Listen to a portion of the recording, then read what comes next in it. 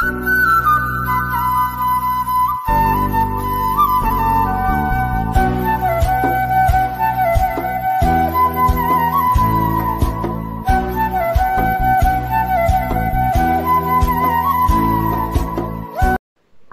আলাইকুম, কেমন আছেন সবাই? এগুলো হচ্ছে চাউলের গুঁড়া, ডিপ ফ্রিজে ছিল প্রায় 6-7 মাস আগের হবে। তো এখন হচ্ছে ফ্রিজ থেকে বের করে নর্মাল হওয়ার জন্য রেখে দিছি। নর্মাল হতে প্রায় 2-3 ঘন্টা লেগে যাবে। আর মাংস বের করে ভিজিয়ে রাখছি পানি দিয়ে, তো এগুলা ধুয়ে ভালো করে তারপরে হচ্ছে রান্না বসিয়ে দিব। তো কুরবানির মাংস এগুলা, তো কুরবানির মাংস আমি যেভাবে রান্না করি সেটা আপনাদের সাথে একটু শেয়ার করব। তো বেশি কিছু দিতে হয় না, কুরবানির মাংসতে অল্প ময় মশলা দিয়ে রান্না করলে এমনিতে অনেক মজা হয়। তো হচ্ছে আমি অল্প কয়েকটা পেঁয়াজ বাটা, দারচিনি, এলাচ, তারপর হচ্ছে হলুদের গুঁড়া, একটু মরিচের গুঁড়া, তারপরে দিব হচ্ছে একটু মানে গরম মশলা গুঁড়া, জিরা গুঁড়া আর তেজপাতা শেষ হয়ে গেছে। মানে কারিমার বাবা আসার পথে নিয়ে আসবে অফিস থেকে। তো আমি এটা রান্না করতে করতে মানে সে আসা পড়বে আর কি। তো মানে আদা রসুন যা যা দেওয়ার সেগুলি দিয়ে দিতেছি পরিমাণ মতো। এখানে কোনো মানে টক দই, তারপরে হচ্ছে সয়া সস বা সস, টমেটো সস, ভিনেগার, এগুলো কিছুই দিতে হবে না। কুরবানির মাংস আপনি যেভাবে রান্না করেন না কেন, এমনি তো অনেক স্বাদ হয়, খেতে মজা, কিন্তু ফ্রিজে রেখে খেলে এত মজা হয় না। যদিও আমার ফ্রিজের মানে ঈদের 4-5-6 দিনের মাথায় আর কি। তো এর আগেও রান্না করেছি, ওইগুলা ভিডিও করতে পারি নাই অনেক ব্যস্ততার কারণে। তো হচ্ছে মেখে ঝুঁকে বসিয়ে দিছি। তারপর হচ্ছে নলি দেওয়া হয়েছে 4-5টা। তো এখন অল্প গ্যাস আছে, এই গ্যাসে আমি বসিয়ে দিব। তারপরে যতক্ষণ সময় লাগে, নলি হতে কিন্তু এমনি তো অনেক সময় লাগে। আর গ্যাসও কমে গেছিলো, প্রায় 1 আঙ্গুলের মতো গ্যাস ছিল, এটাতে আমি মাংসটা রান্না করেছি। আর হচ্ছে আমি যে মানে চাউলের গুঁড়াগুলা বের করে রাখছিলাম, এগুলো নর্মাল হইতেছে।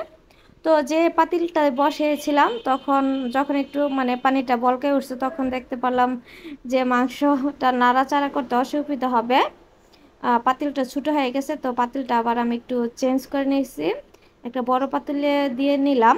তো এখন হচ্ছে নাড়াচাড়া করতে সুবিধা হবে, বুঝতে পারি না আর কি। তারপর হচ্ছে আবারও বসে দিছি 1 আঙ্গুল গ্যাস কিন্তু। আর এদিকে হচ্ছে আমার চাউলের গুঁড়াটা নর্মাল হয়ে গেছে, কারণ চাউলের গুঁড়া হচ্ছে রুটি বানাবো, চাউলের গুঁড়ার রুটি আর কি।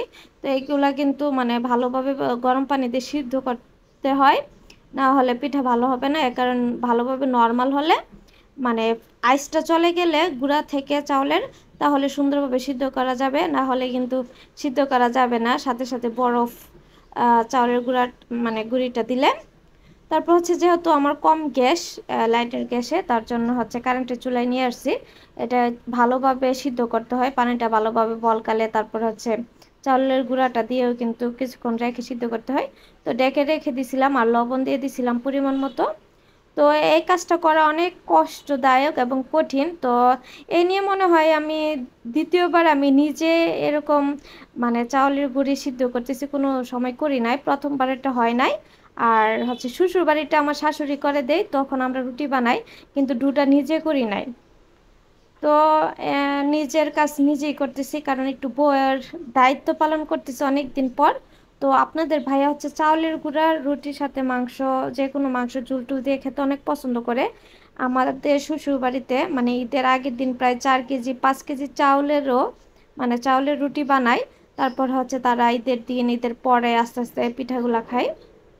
তো অনেক কষ্ট করার পর মানে ডুটা বানিয়েছি। চাউলের গুঁড়া দিয়ে যারা রুটি বানান তারা জানে যে কত কষ্ট ডুটা বানাতে। তারপর হচ্ছে রুটিগুলো আমি মানে বানিয়ে নিতেছি। আর আমার সবচেয়ে সুবিধা হয় এই টাইসে কাজ করতে, রুটি বানাতে। তো আগে আমি পারতাম না রুটি বানাতে, আমার শ্বশুরবাড়িতে যাওয়ার পরে আমার শিখা এই রুটি বানানো। তো চাউলের গুঁড়ার রুটি আমার শ্বশুরবাড়িতে যাওয়ার পর হচ্ছে আমি বানিয়েছিলাম। তো রুটি বানাতে গিয়ে মনে পড়ে গেছে ফার্স্ট শিখা। আর এইদিকে আমার তরকারিটাও রান্না হয়ে গেছে অনেক সুন্দরভাবে। তো এখন হচ্ছে আমি আর একটু জিরার গুঁড়া মানে দিয়ে দিব লাস্টের দিকে। তো যেহেতু শ্বশুর বাড়িতে এবার ঈদে যাওয়া হয় নাই, তো ঈদে গেলে কিন্তু কারিম বাবা মাংসের সাথে পিঠা খেতে পারতো। ও যেহেতু পছন্দ, আমার শাশুড়িরা জানে, আমি জানি, আমার বাবার বাড়ির তারা জানে, তাই ভাবলাম যেহেতু চাউলের গুঁড়ো অল্প কিছু আছে, তো ওকে রুটি বানিয়ে দে, ও খুশি হবে। তো ও জানতো না, ওর জন্য আমি রুটি বানাইতেছি। ও অফিসে ছিল, শুধু মেসেজে বলে দিছি তেজপাতা নিয়ে এসো, মানে যা যা লাগবে আর কি এগুলা বলে দিছিলাম। তো ও এসে তো মানে সারপ্রাইজ হয়ে গেছে, ওর জন্য রুটি বানাইতেছি। সত্যি অনেক খুশি হয়েছে।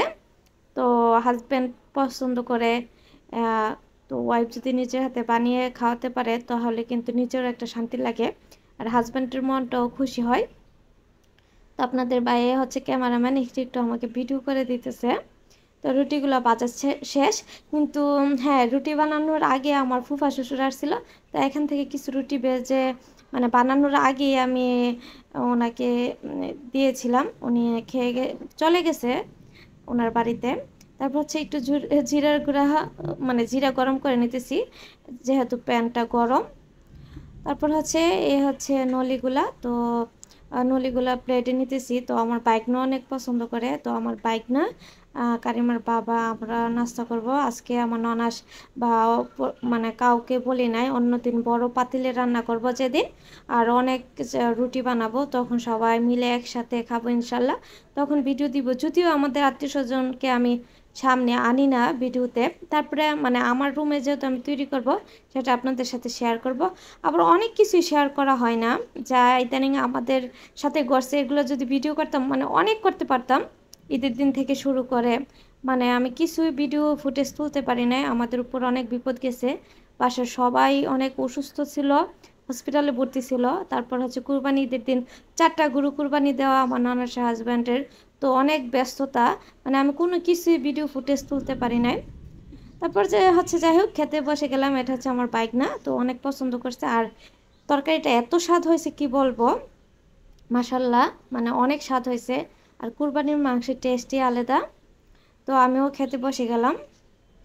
তো কে কে আমাদের মতন রুটি খেয়েছেন অবশ্যই কিন্তু জানাবেন। অবশ্যই অনেক জায়গাতে চালের গুঁড়ার সাথে রুটি খাবে। আর কারিমার বাবা হচ্ছে ক্যালসিয়াম বের করতেছে।